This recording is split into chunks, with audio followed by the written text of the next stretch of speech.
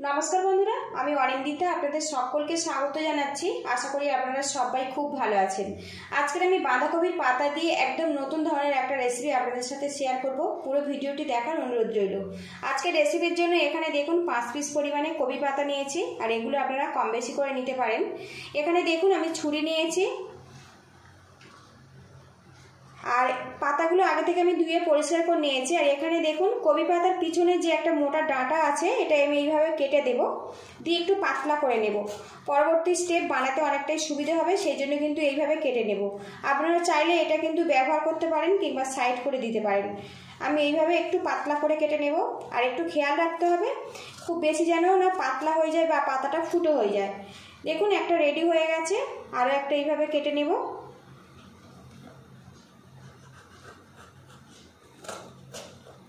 বাঁধাকপির একঘেয়েমি রেসিপি থেকে কিন্তু একদম নতুন ধরনের রেসিপি। বন্ধুরা পুরো ভিডিওটি দেখতে থাকুন।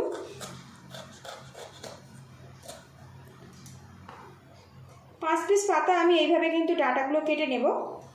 এদিকে কড়ার মধ্যে কিছুটা জল দিয়েছি, আর জলের মধ্যে দেখুন একটা পেঁয়াজ দুটো ভাগ করে নিয়েছি, একটা টমেটো দিয়েছি, আর এখানে দেখুন কিছুটা রসুন আদা আর কাঁচা লঙ্কা রেখেছি জলের মধ্যে দিয়ে দেব। আজকের এই মশলাগুলো আমি হালকাভাবে সিদ্ধ করে তবে রান্নাটা করব, এতে স্বাদটা কিন্তু বেশ সুন্দরভাবে রেডি হয়। এবারে এর মধ্যে যে পাতাগুলো আমি রেখেছিলাম এর মধ্যে দিয়ে দেব, দিয়ে হালকাভাবে একটু নরম করে নেব। আর একটু সাবধানে দিতে হবে পাতাগুলো যাতে না ছিঁড়ে যায়। গরম জলের মধ্যে পড়লে কিন্তু পাতাগুলো খুব সহজেই নরম হয়ে যাবে।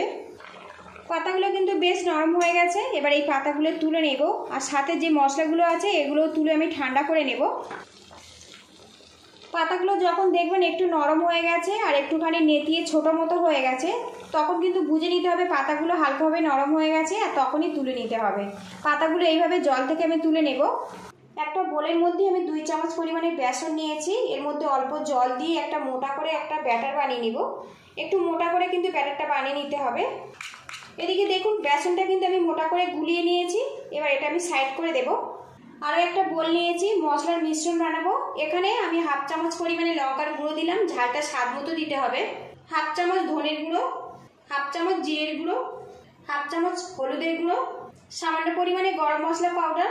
বাড়িতে যে ছোট চামচগুলো হয় ওই চামচের 1/2 চামচ পরিমাণে আমি মশলাগুলো ব্যবহার করলাম। এর মধ্যে কিছুটা জল দিয়ে দেব, দিয়ে মশলাটা এইভাবে গুলিয়ে নেব। আর এইভাবে মশলাটা গুলিয়ে রান্না করলে কিন্তু বাটা মশলার মতো স্বাদ চলে আসে। দেখুন মশলার মিশ্রণটা কিন্তু রেডি হয়ে গেছে। আর এখানে বন্ধুরা আমি কাশ্মীরি লঙ্কার গুঁড়ো ব্যবহার করলাম না, আপনারা যদি পছন্দ করেন তো দিতে পারেন। এবার এটা আমি সাইড করে দেব। এখানে একটা মিক্সিং জার নিয়েছি, আর যে মশলাগুলো আমি সিদ্ধ করে নিয়েছিলাম এই জারের মধ্যে দিয়ে দেব। মশলাটা যদি এইভাবে আপনারা সিদ্ধ করে রান্না করেন খুব ঝটপট কিন্তু রান্নাটা হয়ে যায়, আর খেতে কিন্তু অসাধারণ হয়। এবার এটা আমি মিহি করে পেস্ট বানিয়ে নেব। এখানে একটা বোল নিয়েছি, আর বোলের মধ্যে আগে থেকে দেখুন 2টো ছোট সাইজের আলু আর একটা ডিম সিদ্ধ করে রেখেছি। এখানে গ্রেটার রেখেছি, গ্রেটারের সাহায্যে এগুলো গ্রেট করে নেব। আর আপনারা চাইলে এটা কিন্তু নিরামিষভাবেও বানাতে পারেন। আজকে আমি এখানে একটা ডিম ব্যবহার করব।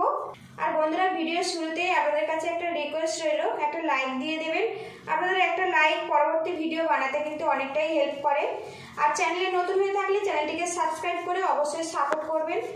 এইভাবে আলুটা আমি গ্রেট করে নেব। আলু গ্রেট করে নিয়েছি, এবার ডিমটা এর মধ্যে আমি গ্রেট করে দেব। এবার এই আলুর মধ্যে সামান্য পরিমাণে হলুদের গুঁড়ো দিয়ে দেব, সামান্য পরিমাণে জিরের গুঁড়ো, সামান্য পরিমাণে ঝাল লঙ্কার গুঁড়ো, স্বাদ মতো লবণ। এবার যে মশলাটা আমি সিদ্ধ করে পেস্ট করে নিয়েছিলাম এর মধ্যে 1 চামচ পরিমাণে দিয়ে দিলাম। এবার এগুলো হাত দিয়ে ভালো করে মাখিয়ে নেব। এদিকে দেখুন মিশ্রণটা আমার রেডি হয়ে গেছে। এবার এটা আমি সাইড করে দেব। যে বাঁধাকপির পাতাগুলো আমি সিদ্ধ করে নিয়েছিলাম ঠান্ডা হয়ে গেছে। এখানে দেখুন একটা প্লেট নিয়েছি, প্লেটটা আমি উল্টে নিয়েছি। এর মধ্যে একটা বাঁধাকপির পাতা আমি নিয়ে নিলাম। এবারে এর মধ্যে যে আলুর মিশ্রণটা বানিয়েছিলাম একটু দিয়ে দেব। পুরের পরিমাণটা একটু বেশি রাখবেন, এতে খেতে কিন্তু খুব ভালো লাগবে। আর এইভাবে একটুখানি চৌকো করে শেপ দিয়ে দেব। আলুর মিশ্রণটা দেখুন চৌকো করে শেপ দিয়েছি। এবারে এই সাইড থেকে ফোল্ড করে দেব। আর এখানে যে আমি বেসনের মিশ্রণটা রেডি করে নিয়েছিলাম এই ফোল্ডের ওপরে দেব, যাতে খুলে না যায়। বেসনের এই মিশ্রণটা আটার কাজ করবে। এবারে দেখুন এই দিকের ফোল্ডটাও এর মধ্যে আমি দিয়ে দেব। যতবার ফোল্ড করবেন অবশ্যই একটু করে বেসনের মিশ্রণ এইভাবে দিয়ে দেবেন। এবারে দেখুন এখান থেকে এই ফোল্ড আর এই শেপটা কিন্তু চৌকো করে শেপ করে বানিয়ে নিতে হবে।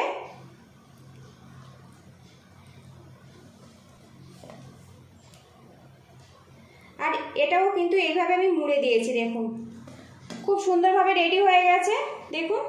আর এইভাবে কিন্তু আমি প্রত্যেকটা রেডি করে নেব। আর কত সুন্দর দেখতে লাগছে দেখুন, একদম নতুন ধরনের রেসিপি। আরও একটা পাতা নিয়েছি, এর মধ্যে আমি আলুর মিশ্রণ দিয়ে দেব। আর আলুর এই মিশ্রণটা একটু বেশি করে দেবেন, তাহলে খেতে কিন্তু খুব ভালো লাগবে। একটু এইভাবে চৌকো শেপ দিয়ে দেব। এবার এটা ফোল্ড করে দেব এইভাবে।